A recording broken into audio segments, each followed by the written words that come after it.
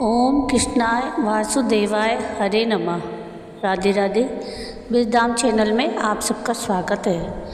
आप रसपान कर रहे हैं बैसाख महात्म की कथाओं का। अब तक आप 16वें अध्याय तक की कथा का रसपान कर चुके हैं, जिसमें 16वें अध्याय की कथा में आपने सुना भगवान विष्णु के स्वरूप का विवेचन और प्राण की श्रेष्ठता। अब वही 16वें अध्याय की कथा हम आगे से सुनते हैं। आप सबको अगर ये कथा पसंद आए तो प्लीज़ इसको लाइक शेयर ज़रूर कीजिएगा और प्लीज़ मेरे चैनल को सब्सक्राइब कीजिएगा और कमेंट में राधे राधे ज़रूर लिखिएगा। शंख मुनि की कही हुई यह बात सुनकर व्याध ने पुनः पूछा कि ब्राह्मण, यह प्राण जब इतना महान, प्रभावशाली और इस संपूर्ण जगत का गुरु एवं ईश्वर है, तब लोक में इसकी महिमा क्यों प्रसिद्ध नहीं हुई?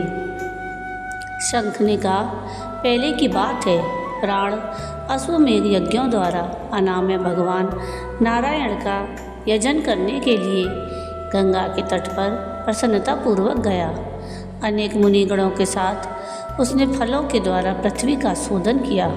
उस समय वहाँ समाधि में स्थित हुए महात्मा कर्ण बामी की मिट्टी में छिपे हुए बैठे थे।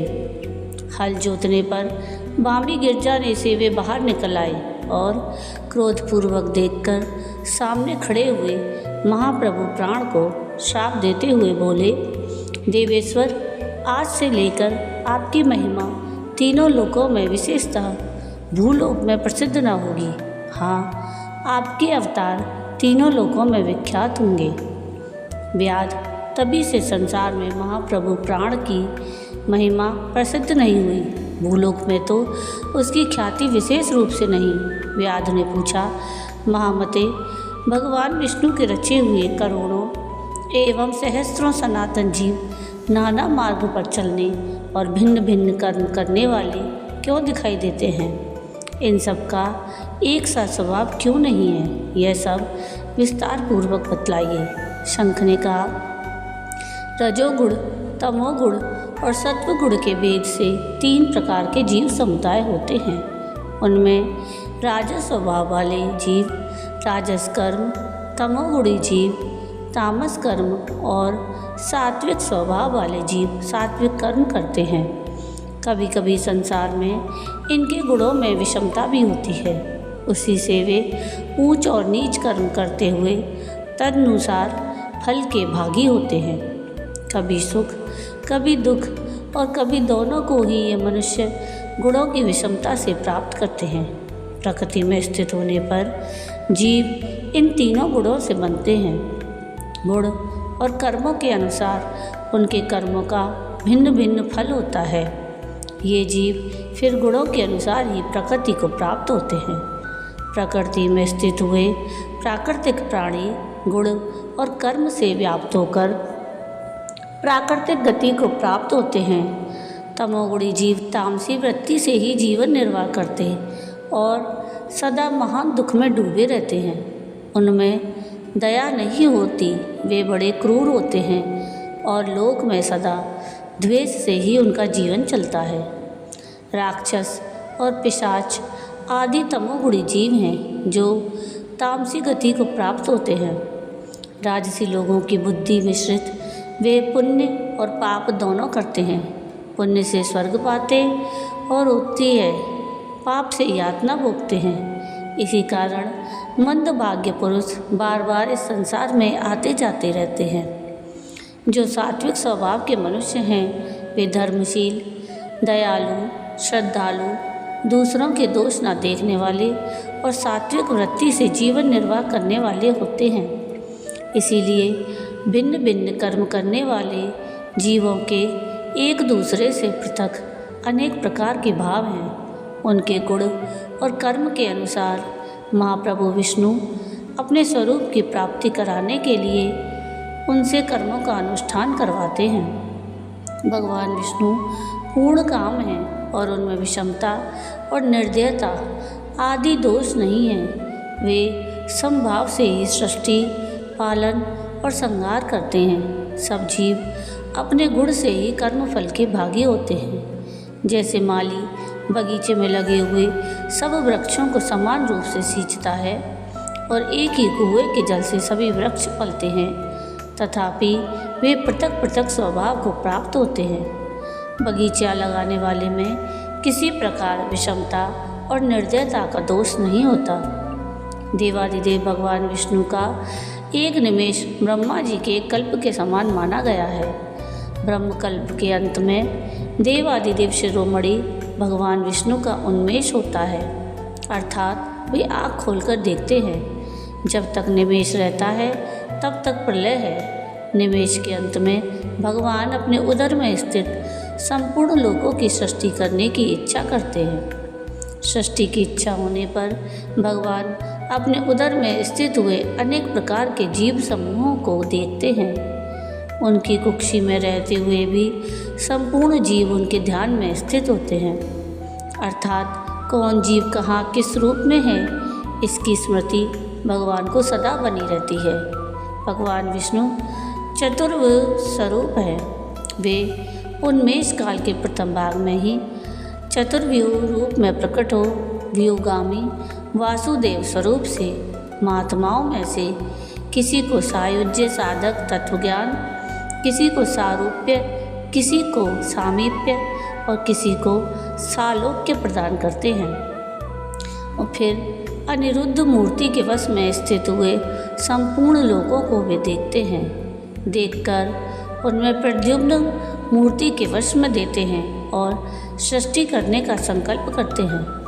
भगवान श्री हरि ने पूर्ण गुण वाले वासुदेव आदि 4 व्यूहों के द्वारा क्रमशः माया, जया, कृति और शांति को स्वयं स्वीकार किया है। उनसे संयुक्त चतुर्व्यूहात्मक महाविष्णु ने पूर्ण काम होकर भी भिन्न भिन्न कर्म और वासना वाले लोकों की सृष्टि की है। उन्मेष काल का अंत होने पर भगवान विष्णु पुनः योग माया का आश्रय लेकर व्यूहगामी संकर्षण स्वरूप से इस चराचर जगत का संहार करते हैं।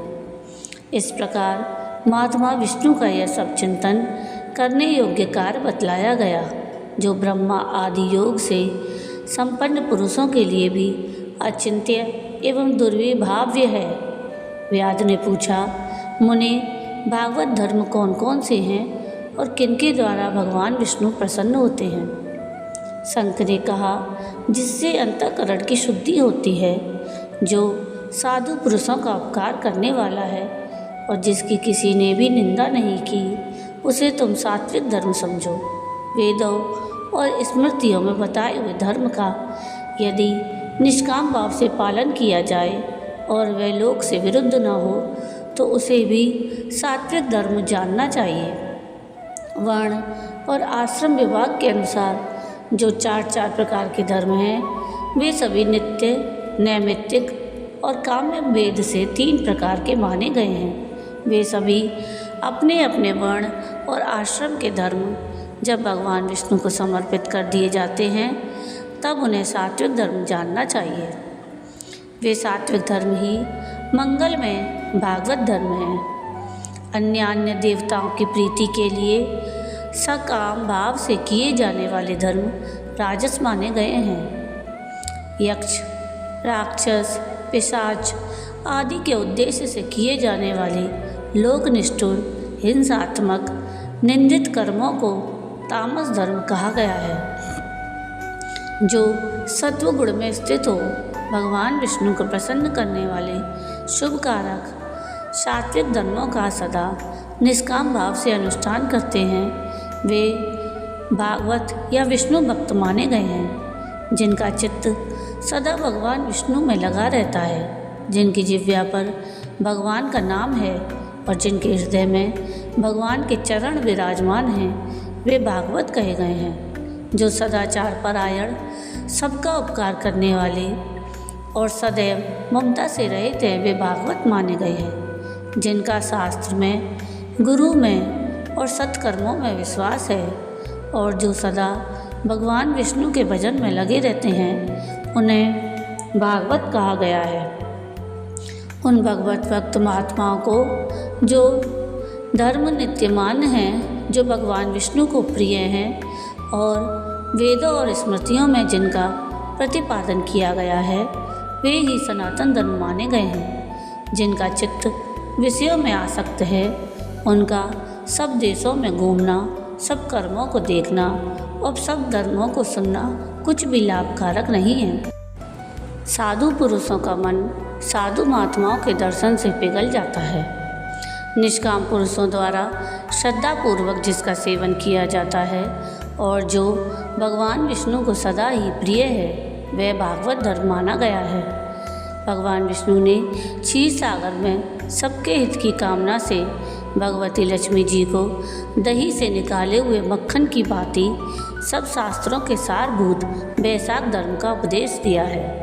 जो दंभ रहित होकर वैशाख मास के व्रत का अनुष्ठान करता है वह सब पापों से रहित हो सूर्य मंडल को भेद कर भगवान विष्णु के योगी दुर्लभ परम धाम में जाता है। इस प्रकार द्विजश्रेष्ठ शंख के द्वारा भगवान विष्णु के प्रिय वैशाख मास के धर्मों का वर्णन होते समय वह 5 शाखाओं वाला वट वृक्ष तुरंत ही भूमि पर गिर पड़ा। उसके खोखले में एक विकराल अजगर रहता था। वह भी पाप योनि में शरीर को त्याग कर तत्काल दिव्य स्वरूप को मस्तक झुकाए शंख के सामने हाथ जोड़कर खड़ा हो गया।